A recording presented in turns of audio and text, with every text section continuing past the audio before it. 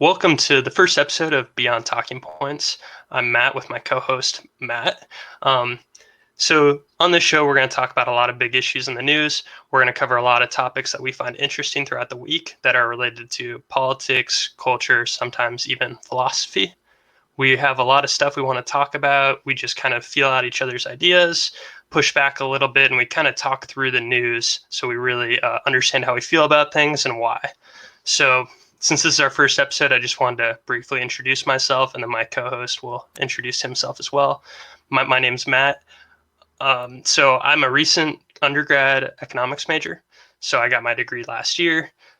I'm really interested in econ, but I also became very interested in politics for that reason throughout my undergraduate education. I used to think I was a really Republican-leaning person. I grew up in a really liberal area, so I just thought I was hyper-conservative, and I actually grew into this feeling that I'm far more of a libertarian, and that's where my principles truly lie.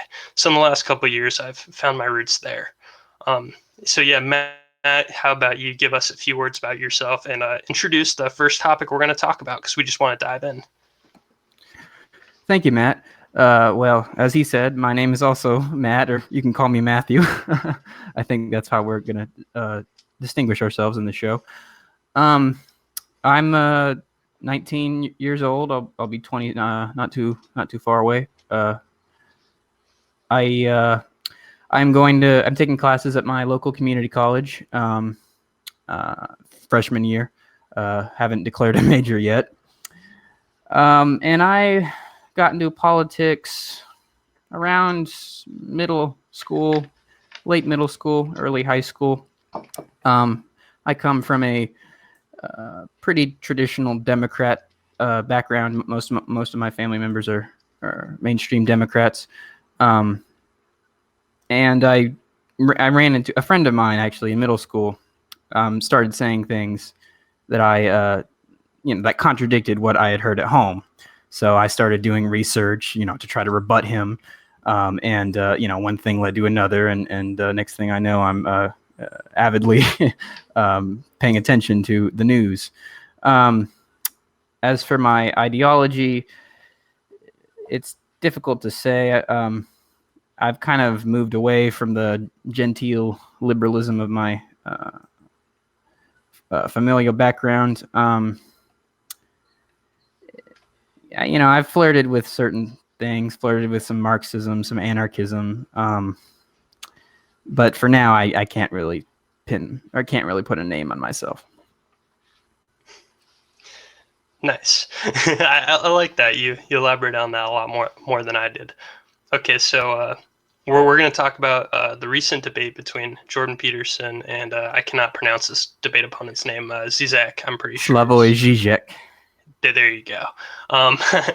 So yeah, let's start from where you want to start, and we'll go back and forth on a few things. I do want to say, for anybody who didn't listen to the debate, it's kind of all over the place.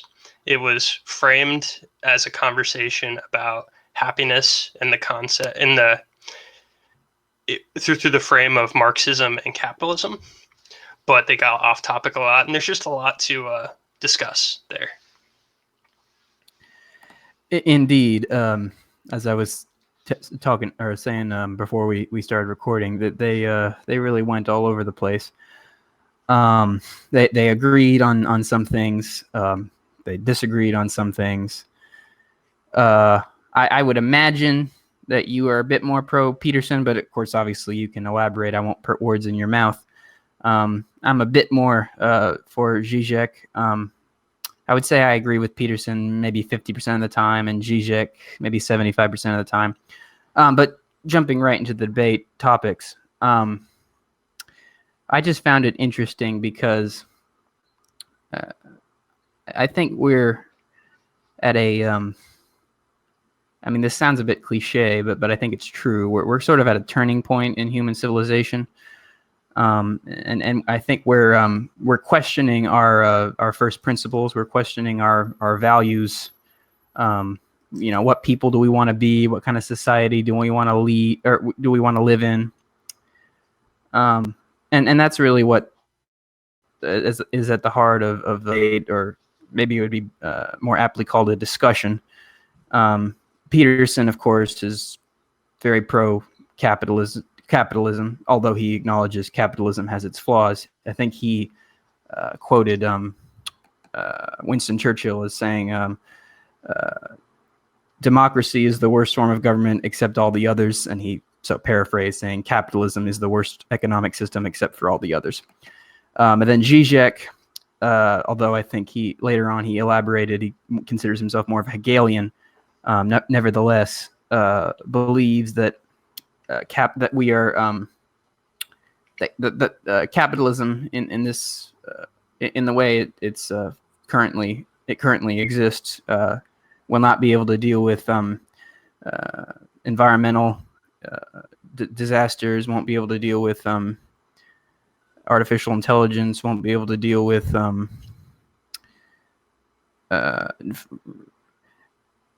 let me backtrack a bit. I think, and stop me anytime, of course, I don't mean to go on and on. I think Zizek's main concern is, I think he brought up China. He said that China exemplifies a very effective form of capitalism with an authoritarian state. And I think that's one of Zizek's main points. He believes that capitalism will no longer lead to the freedom that it historically has and will lead to more authoritarianism. I think that's probably the main thrust. That's kind of what he was getting at. And at first I thought he was praising China, but he was actually terrified of it. And that was his whole point. Yes, and of course, on the flip side, Peterson believes that, or I don't actually think he really talked much about China or China's role in this. I mean, I consider him basically a traditionalist. I think he's very, very suspicious of any especially any radical change. And so I think he would say that capitalism with all its flaws this is as good as it's going to get. I think he mentioned that poverty has declined in recent decades. So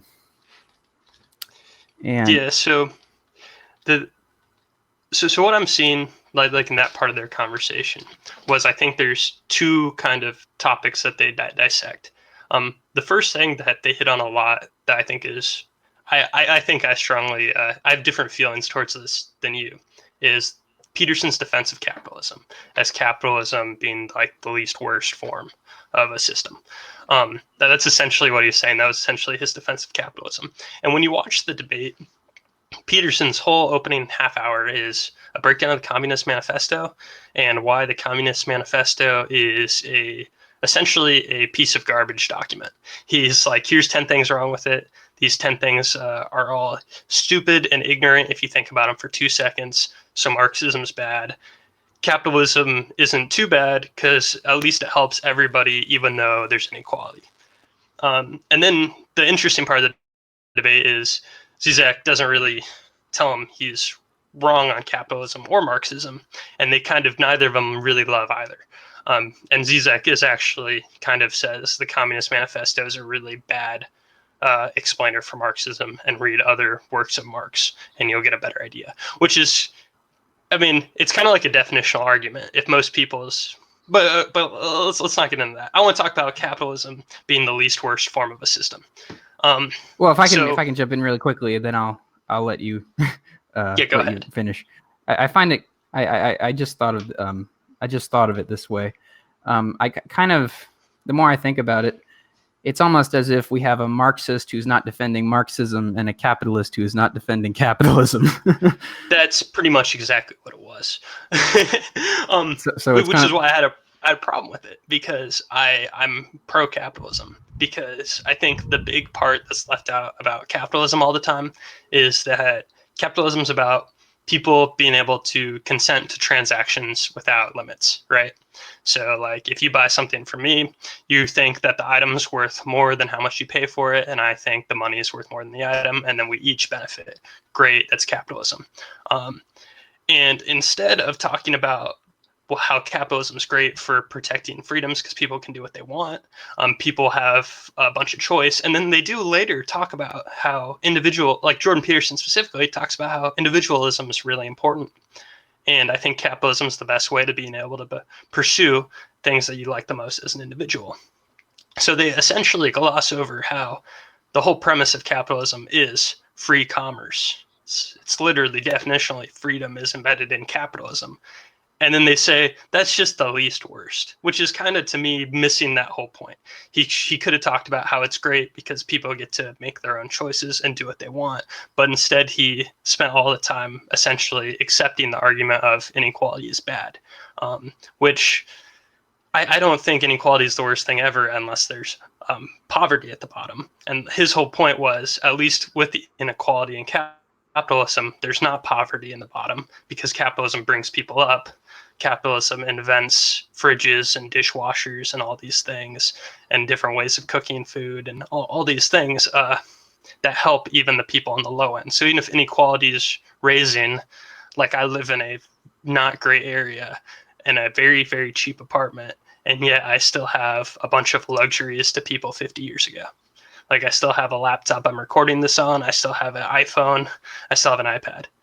So I really think they undersold the capitalism side in this debate, which was to me very disheartening because they kind of agreed on a weird in-between position between not really Marxism, not really capitalism. So I don't know how you feel about that. Yes, well, I often feel when I'm having these discussions that it breaks down because people can't agree on words. It becomes a question of what do words mean? What does this mean? What and of course that's not really helpful when we're talking about an economic system or a social system because these things affect people's lives. And I don't want semantics. I don't think that's really helpful to get to the heart of the matter, which is what will be, what is the best way to organize human society? What as I think I said a few minutes ago, what kind of society do we want to live in? And I mean, I can't really add much to what you said. As I say, I think I agree that it was a half-hearted. You said something earlier that you kind of felt it was or I forget the words you used, a show or something like that. Train wreck. Train wreck. That was it. Yeah, I mean, I think it's probably a train wreck, but I think it was an educational train wreck. I got a lot out of it. I would recommend people watch it. Maybe they could have future debates where they get more done. I mean, think about, I think the very first discussion that Sam Harris and Jordan Peterson had was basically a train wreck because once again, they got bogged down in definition of truth. Yeah, true. So I definitely agree that this got bogged down in semantics. There was a point where I was taking notes, and once they finished their official rebuttal period and their opening statements, essentially the first thing they got into was an argument of semantics, because there's this moment where Zizek, this was kind of a soundbite moment. Zizek calls out Peterson and says, "Where are these?" What was the word for it? The postmodernist neo-Marxist. Postmodern he says neo-Marxist. name one, and he gets all mad about it. And the thing was, I actually thought Peterson did a good job of defending the term, but Zizek doesn't want to concede it because he has a different idea of what Marxism constitutes. Because Peterson then explains, well, it's these people who take intersectionality and they put it in this form of oppressed and oppressor, and then they use that Marxist mindset to explain this whole postmodernist lens.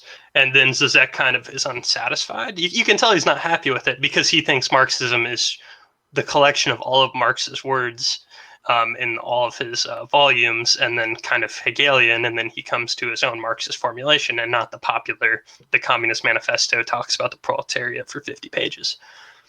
So that was kind of a shame to watch, and it kind of wasn't Jordan Peterson debating a classic Marxist like I expected. So yeah, semantics are an issue. I did think Zizek had a lot of interesting points, but I don't know if this is me. I'm going to say this because this might get a little bit of controversy here. Zizek seemed to kind of contradict himself a lot. And I think that's kind of something that he's okay with. I think that's part of being a Hegelian a little bit.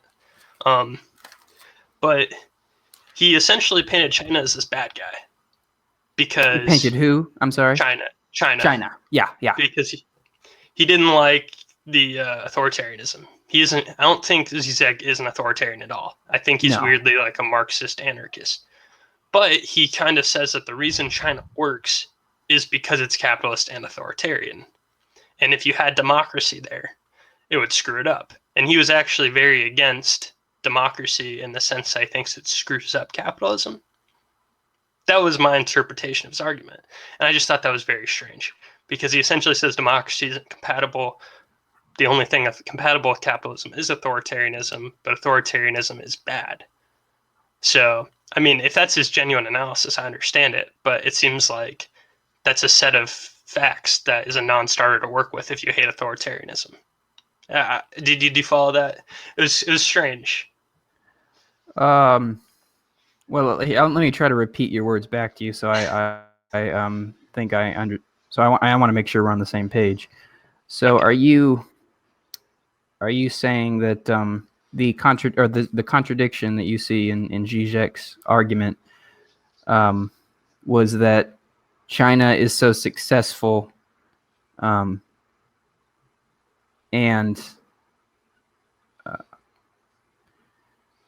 but that was so he was painting this China in a far worse light than it should be painted into, or he was painting China as successful not because of he pretty much said that people will say China is successful, but they would be even more successful if they had democracy instead of authoritarianism. And Zizek rejected that point. He said that China is actually successful because of their authoritarianism capitalism. But he's clearly not an authoritarian. He's like Zizek personally. He clearly thinks authoritarianism is bad. So you're saying that Zizek rejects the idea that a democracy in China would work. Yeah, pretty much. Yeah. I would have to think about that more. No, I totally get that. It was a weird point for him to bring up because he essentially rallied against democracy in the sense that he finds it inefficient, but he was in favor of authoritarianism because he finds authoritarianism efficient. I think that the reason why I guess I'm drawing on this point is I think I find something incredibly inaccurate about believing that central planning would work in most capacities. And I think that that's his implication, is that authoritarianism is efficient with capitalism because once you can central plan it, everything can go as you want and it'll be perfect. And you don't think it is? Well, I just think in general, central planning won't work in the long term. I think he's overstating how good China's doing. They borrowed a ton of money and their growth was slowing. And if their growth slows, then they're not going to be able to pay back any of their loans and they're screwed. I think he was essentially saying China is successful and chalking it up to authoritarianism, but he didn't really lay out a lot of reasons to prove that China will actually be successful in the long term. Yes, that's of course an empirical claim. How long will the China in this form continue on? I wanted to touch on an earlier point you mentioned. You brought up when Zizek asked Peterson, "Where are the Marxists?" I think we have a slightly different take on that. I thought that was actually a fair point. I think. I mean, I know when Peterson constantly brings up these postmodern neo-Marxists, and every time that happens, and it's quite often actually. I, my question is, what does that mean? I feel like that's just another bit of semantics. I think I think if I understand Peterson correctly, or Peterson's arguments, I think it would be better if he said political correctness. I think that would get his point across more. I think he gets stuck in this jargon. Once again, I just I haven't run into any postmodern neo-Marxists that I can think of. Okay, I think this is where we do break up a little bit. Maybe it's just my experience in college, but there's actually a moment of clarity for me, because I kind of think that's a grandiose term, postmodern neo-Marxist. It sounds kind of funny. It's a very provocative phrase. Jordan Peterson usually says it with kind of anger, like these postmodern neo-Marxists, and he's like very upset about it, and he shouts at people. But he actually was put in a position where he kind of had to explain the term, and I actually walked away with it. It clicked for me. So I think he's talking about a very specific group of people in academia, where it's people who are postmodern in the sense that they don't really believe in any kind of truth. They see a lot of life as your experience is like your subjective truth, right?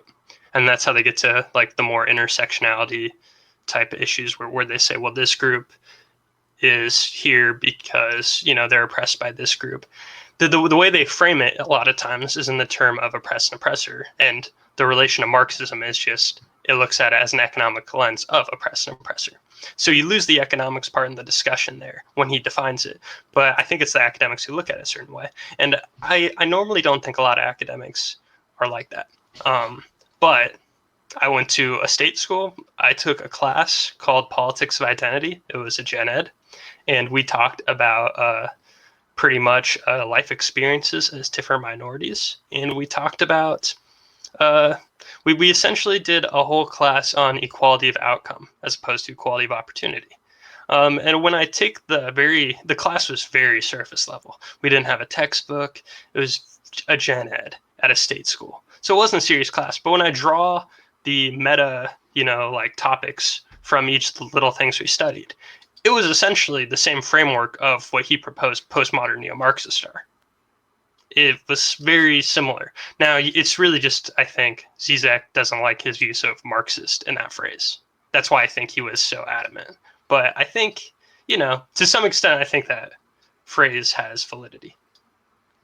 Well, of course, you've had more college experience being a graduate than I have, so I will defer to you. But I somewhat agree with you, actually, in the sense, or in the sense that academia is far more left-leaning. That's probably always been true, as far as I can tell. And in fact, I'm taking a religion class right now. We're just breaking down all the different kinds of religions.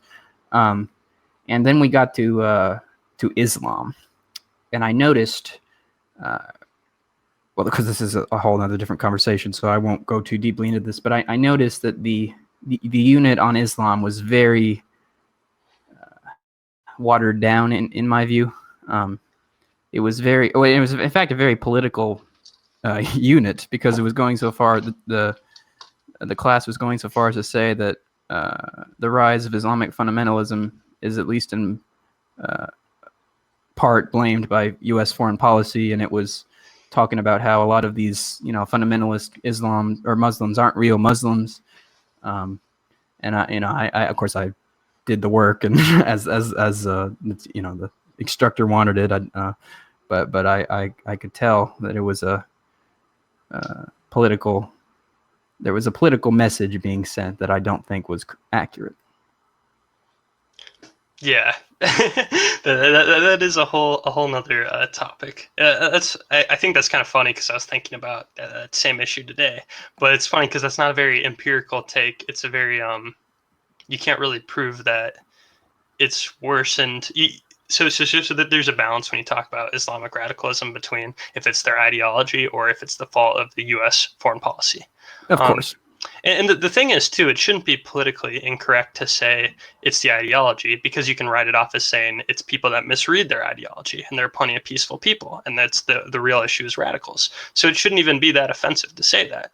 But I could see why, if somebody was being hyper politically correct, or it was in a textbook or something, and if they immediately jump and blame it on the U.S., then it means there is no easily misinterpreted part of their religion.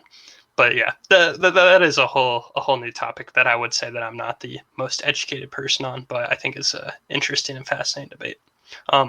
Did you have more to say on specifically about this Peterson Zizek debate? Is there any other parts that jumped out to you? I'm skimming my notes here quickly just to make sure I covered everything, or covered the main topics. I'll go on a brief rant real quick then, because there's a small part, and it's just a thing that I didn't like what Jordan Peterson did there at all. So you go ahead. I'll look at this over, and I can add a little more when you're done, and then we'll move on. Cool. So there's this part where it's right when they open up to be able to ask each other questions, Peterson and so Peterson pretty much says to his opponent, "You don't defend the Communist Manifesto, yet people who are younger and watch your content see you as a proponent of Marxism. I think you're lending too much credibility to Marxism because people typically associate Marxism with the bad ideas that are in the Communist Manifesto. So because of that, isn't that terribly shameful?" And I absolutely hated that part from Peterson, just because I feel like that is what people on the left accuse people on the right of all the time in U.S. politics, where they say something along the lines of, well, even if you don't support this bad thing, since people misinterpret you as supporting this bad thing, don't you think you're a bad person? And I feel like that is like such a spin that was, I like Peterson was kind of stumbling through it, because I think he was still coping with the fact that he didn't actually conceptualize Marxism the same way as his debate partner. But the words that came out of his mouth as he was trying to figure it out and think through the process, it was just this reasoning that I see all the time. And I could not stand. I was just like, do not throw him under the bus for something he doesn't believe because people misconstrue it. Sure, it'd be great if he didn't identify as a Marxist, if he disagrees with the Communist Manifesto, but don't blame him for it. That's not a tactic I want to see from people in a ideologically open environment. So that irked me, but that was the biggest thing that specifically bugged me during the whole debate. Thank you. I'll give my final thoughts, and then we can move on to the next story. I think the reason I side more with Zizek in this debate or discussion, it's more of a discussion, let's be honest, than with Peterson is I think conservatives and even quite often many liberals they get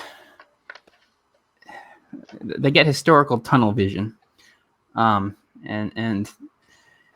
you know, any question of, could this be better, or maybe should we look at this some more, I think gets misconstrued into, well, you're crazy, this is how it's gonna be, this is the best we got, and I if there's one point that Zizek and I completely agree on, it's on it's in the fact that I think we can always look at society and try to make improvements. I think there's always room for improvement. There's always room for trying to make the world a better place. I guess I won't speak for Zizek, but I don't think he's trying to craft a utopia. I'm certainly not trying to craft a utopia.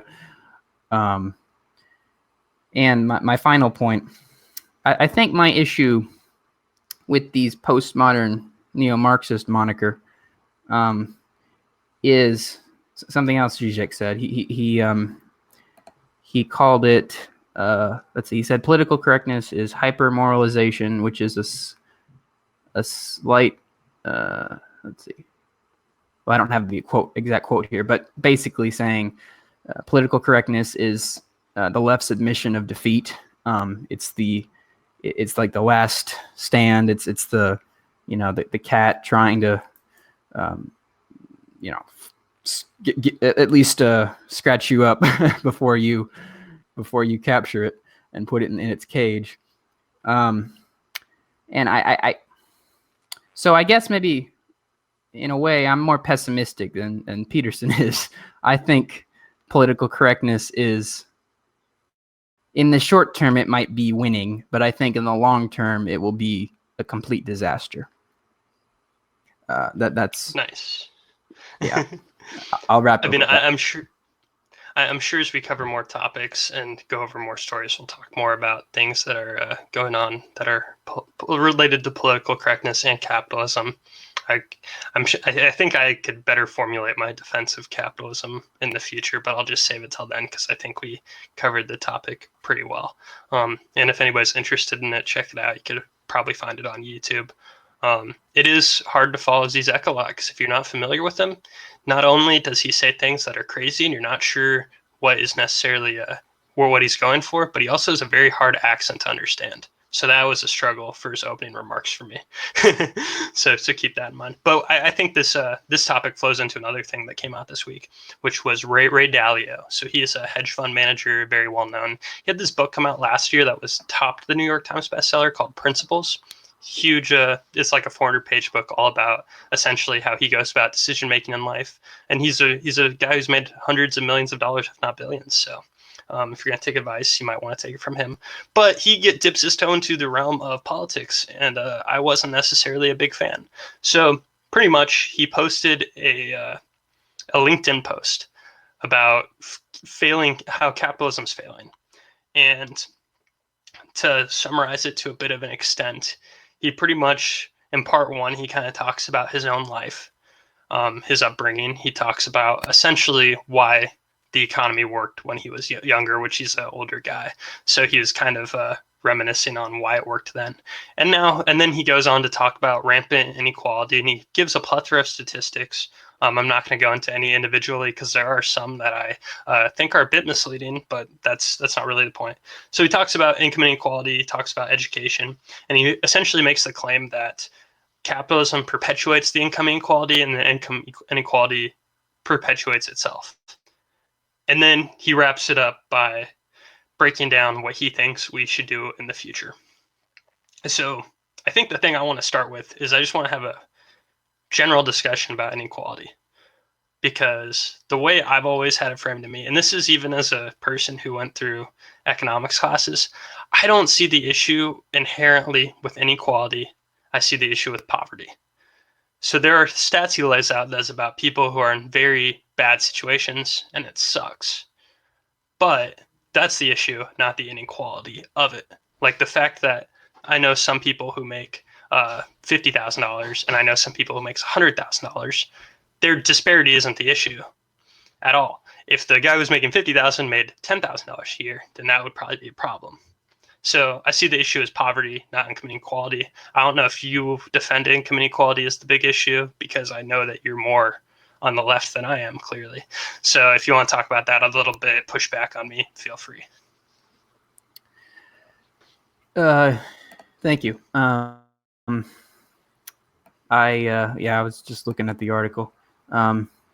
This sentence spoke to me. He said, "The problem is that capitalists typically don't know how to divide the pie well, and socialists typically don't know how to grow it well," which is, I think, I mean, I'm not gonna be rude or anything, but I suspect he thought he was a bit more profound than he actually was. I mean, that's not I don't feel like that's a big shocker to anybody, statements like that. Well, I mean, that's a very commonplace sentiment. Exactly. I don't think I agree with it though, which is where I think you and I set apart. I think you agree with that sentiment, and I honestly really don't. Did I shock you with that right there? Oh, that you disagreed with the statement? No. Oh, okay. Well, I mean, I'm not even sure I agree with it in the sense that I feel like it's become a useless platitude, and I try to avoid those. Well, see, I think the issue there is, well, I think capitalism is our system of economic. Well, it's our economic system. People buy goods and sell goods. So that's the only way you're going to have economic growth is through people engaging in consensual transactions. So you start from there, and then he says, what was the exact phrasing? I'm pulling it up right there. Um, Socialists typically don't know how to grow well. Okay, capitalists don't know how to divide the pie well.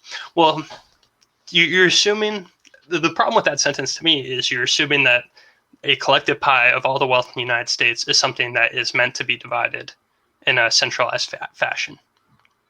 I just don't concede that my wealth is part of subnational pot automatically. Like 100% of my wealth should be thrown in there, and then it should be divided by a socialist.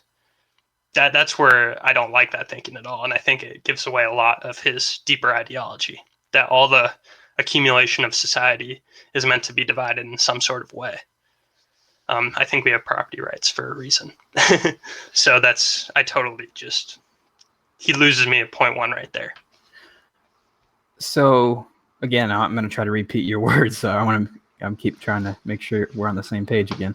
So your issue with him is that you see the issue, or you see, I guess the issue really is conceptual, is that we shouldn't view wealth really as a country's wealth. We should view it more as the wealth of individuals and companies and groups, correct? Yeah. And I feel that same way about if you talk about international trade, where they say it's like you're forgetting that it's a company in a different country and a person here. It's like you're talking like the US government trades with China's government, and then no, it's people trading across borders. It's the same thing, but I find that conception very poor. No, I don't have a problem with that either. I would agree. I mean, I do think capitalism is failing America, but so I'll agree with you in some sense that capitalism is failing because there are some shortcomings. Like I don't think capitalism gives people meaning in life, but I don't think that's the economic system's job. So that's what I see. So to be more specific on what Dalio sees, Dalio, he partially weirdly, I mean, I thought this was weird. He kind of blames the Federal Reserve to some extent because he says the way the Federal Reserve works, it ends up keeping stocks artificially inflated. Then he pretty much says rich people benefit the most from this. And then there's a isn't that generally a libertarian argument? Well, I mean, that's what I thought when I was reading it, but that's because but libertarians walk into the conversation with the idea that the Fed can actually not exist. So then a libertarian says, so then you get rid of the Fed. The Fed's the problem. Nobody on 95% of America who has like any status would agree with that. All of them think the Fed is very important for using things, but I have a lot of problems with the Fed. But so he starts from the premise of this is what happens because of the Fed. Now there's too much money up top, and that money should be spread out. So what are we going to do about it, guys? So a lot of people might say, well, maybe that's the Fed's problem. Maybe we shouldn't artificially print more money when most of it goes to rich people. But that's not his diagnosis.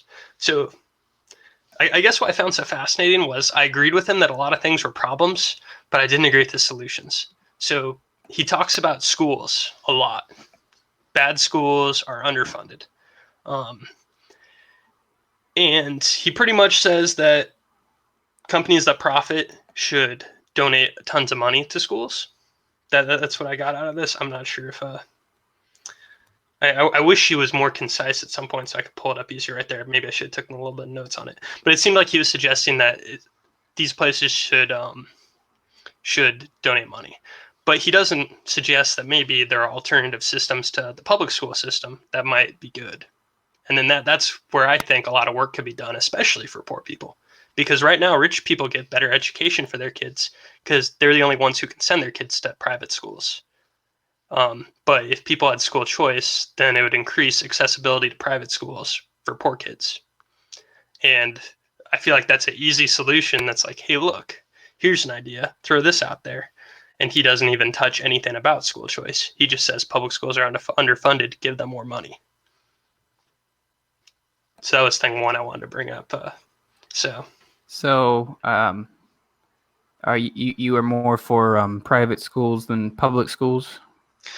No, I'm for school choice. I School think choice. Okay. there's a distinction. If there. you want to send your kid to public school, you can. If you want to send them to private school, you can. Yeah. Okay. I probably caught you off guard a little bit by bringing that up.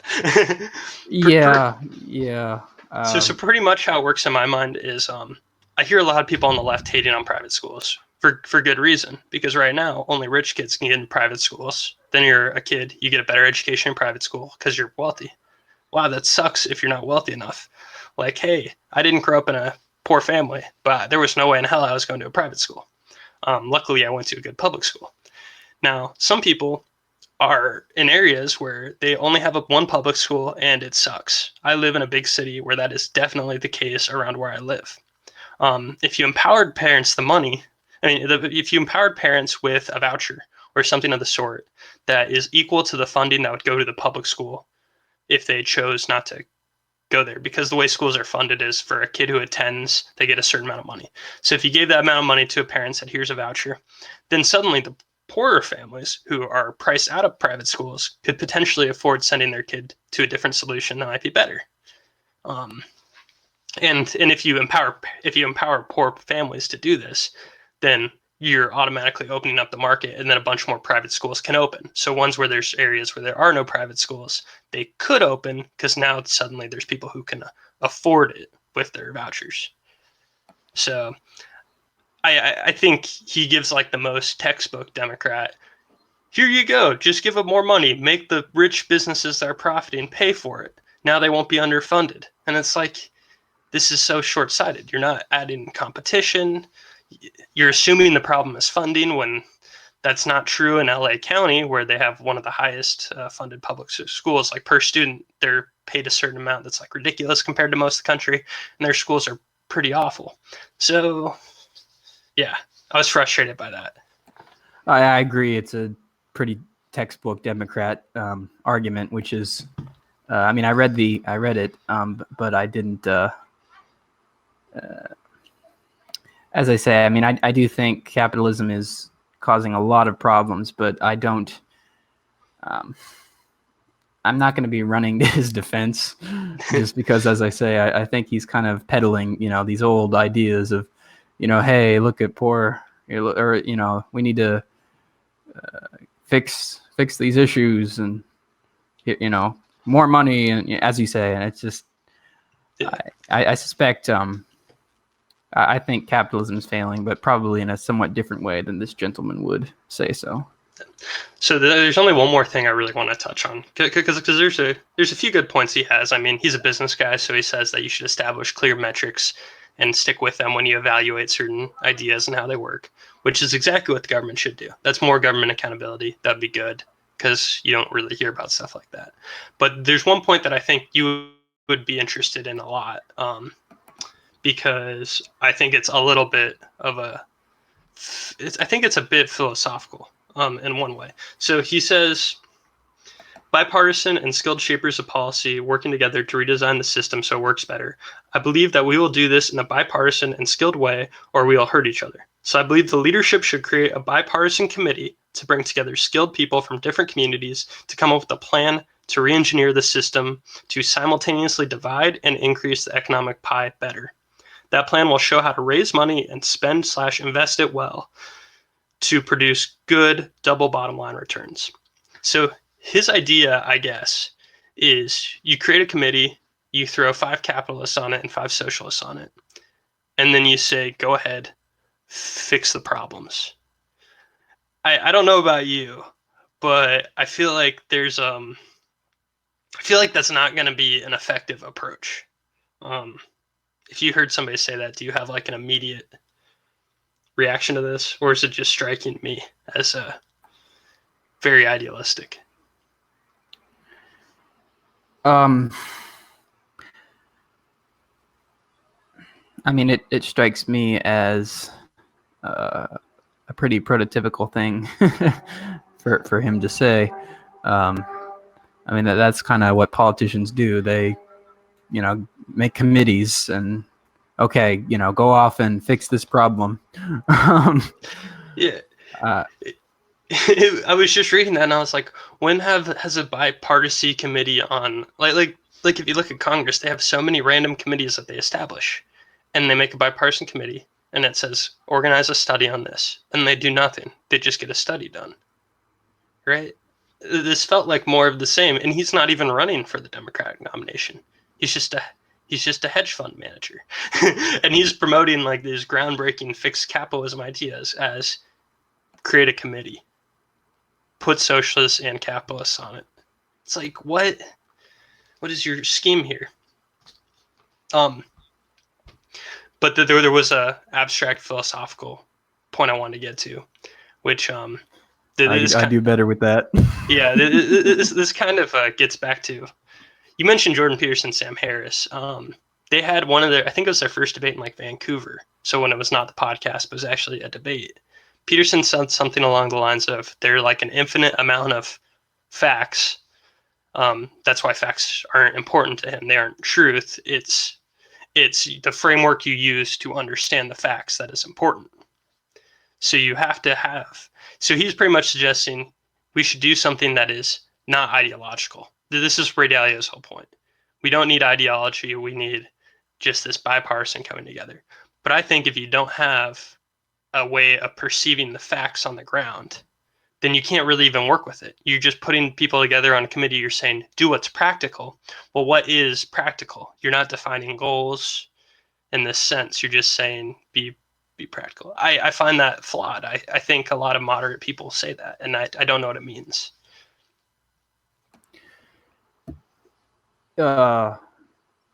Yes, I agree. I think I remember the part of the conversation between Peterson and Harris you're referring to. I think if I remember correctly, Harris probably dismissed that idea that there are an infinite number of facts. And Peterson, I guess, well, he's the one who said it, so I guess he believes it. Yeah, no, I maybe this surprises you, but yes, I agree. I think we need. Another person I think brings this up quite often is Professor Noam Chomsky. I don't remember where exactly, but not too long ago, if it might have been some article or some interview or something or other, he was saying, academics. Alive? Is he still alive? Yeah, it was like 89 or something. Okay, I saw a clip of him, and he looked old, and the clip looked like it was 10 years old, and I just assumed he was dead. So, okay. No, he's still alive and giving a lot of. He's still teaching, I think. But I brought him up to say, yeah, I think he also said something about we shouldn't care much about ideas. Academics get too bogged down in ideas. We just need to do stuff that helps the people. And I said, I mean, I guess I can see where he's coming from, but I kind of disagree. I mean, I think ideas matter. And I think your ideas will affect how you try to help other people, or try to run a society as a whole. I guess I'm sorry if you were looking for more of a disagreement, but I think we agree on this. Yeah. I just think it's this way that people try to bring scientific thinking to the soft sciences, and they act like there's this economic principle called opportunity cost. And it's me doing this podcast with you right now means I'm not doing an infinite amount of things I could have done with an hour of my life. So there is a weird cost in that sense. So when you talk about a policy like, say, the minimum wage, you can say raising the minimum wage is good for the people. But then if you look at the data, a lot of people's wages go up, and then a few people get their hours cut or lose their jobs because they just aren't that productive. So then you're making the value judgment that a lot of people improving is better than a few people losing some status. So you're making this value judgment that is not objectively true. You've made this subjective value judgment. And I feel like that's what a lot of people do in this debate when they talk about, a lot of socialists do it too. It's this kind of it's like people in our age range that up to like in like the 18 to 30 range, they do this a lot. They're like, it's because that's the policy that's factually true. It's like you are assuming that, like, say, people's economic freedom has a value of 0, and that is a subjective evaluation you made. I think it's very important, so my calculation is different. Yours is not more objective than mine, because we have to take into account these things that are intangible. So yeah, that's why Dalio's bipartisan shtick kind of irked me. Well, I think we should be very careful, or at least I try to be very careful. I don't call something a fact until I've done the research and it's pretty much been empirically proven. I tend to I always say, well, I think this is the policy we should go down or follow through with, or I think I have this analysis of it. I try not to say, all I'm doing is reporting facts, and anyone who disagrees with me is factually incorrect, because once again, it's like, okay, well, what do you mean by fact? Well, that's why, I mean, you know this, but I became a conservative by way of Ben Shapiro. I was pretty apolitical. I thought I was very Republican. Then I heard Ben Shapiro, and then I've been listening to his podcasts like pretty much every day for like 3 years. And I don't agree with him as much as I did when I first started to. But his whole shtick, facts over feelings, is the dumbest thing ever to me, because you say the facts that support your argument based on your ideological framework that you work from, right? So you can have an honest disagreement and both report facts. You just care about the same facts differently, which is why there's genuine disagreements. And that's why I don't think other people are evil for disagreeing with me, or I don't think they're stupid. I just think they subjectively evaluate things differently than me. I mean, I don't think they should. I think they're wrong for doing it. I think they should subjectively value things the way I do. But it's not just as simple as this is the facts, so this is the answer. It's this is the facts, consider what those facts mean, and then make the decision based on the meaning of the facts. So I think we're in agreement there. I do think for next week we're going to have to come up with a dozen topics, and then make sure we disagree on like 2 of them, because I want to get some I want you to throw some stuff at me, and then I want to yell about freedom or something. You can't have light without heat, someone once said. Well, it is funny though that we're sitting here mostly agreeing on things through about an hour, because I'm definitely not going to vote Democrat. I'm just going to say that as a fact. I'm a registered Republican. I don't like Republicans, but I'm not going to. And I do not think there is any chance you're going to vote Republican. Yeah, we sit here and we talk about relatively political things and agree for the most part for about 45 minutes to an hour. Well, that's not necessarily a bad thing. I mean, I suspect maybe this is a generational thing. Who knows? But I think I haven't said this on this recording, but I think when we first had a Skype call, not Skype call, the Jitsi call, I think we're both, we think for ourselves. I mean, it sounds, once again, I don't mean to be, I'm not trying to say, we're not following the sheeple. We're better than everybody else. Like, no, but I think I suspect that the both of us are. We don't just take ideas in. I think some people, no offense, probably are kind of like sponges. They just take ideas in. I suspect we hear an idea and like, is that right? I think we tend to look into it more. I think we both immediately say that's stupid and wrong, and then we think about it. Exactly. So how about you talk just a little bit about Sri Lanka, and then maybe I'll do a couple of concluding thoughts about next week, and we'll wrap this up. Sure. Of course, well, the original article I had was, I think it was from the Washington Post, but new data has come in, so I'm now going to use an article from CBS News. Well, to give you context, so the church Christian Catholic, I think Catholic churches and some hotels where Catholic services were being held were attacked, were bombed on Easter Sunday. Apparently, the death toll has risen to 321 people. ISIS claims responsibility for it, but the Sri Lankan government says no, it was just some local extremist group that did it. 40 people have been arrested. But there's and another thing the Sri Lankan government said is they believe it's also a retaliation against the attack against the terrorist attack against some mosques in New Zealand. And that's about really there isn't much else. So we're not sure exactly what happened. It would be silly of me to say I'm against this because duh. Yeah. Yeah, we are both, for the record, against innocent people being killed in terrorist attacks. Yeah, but I feel like that's obvious. Yeah, I know. I feel like most people. I mean, unless you're unless you just really hate people or a member of some horrible terrorist group, I think you're going to say killing innocent people for politics or religion, not a good idea. Yeah.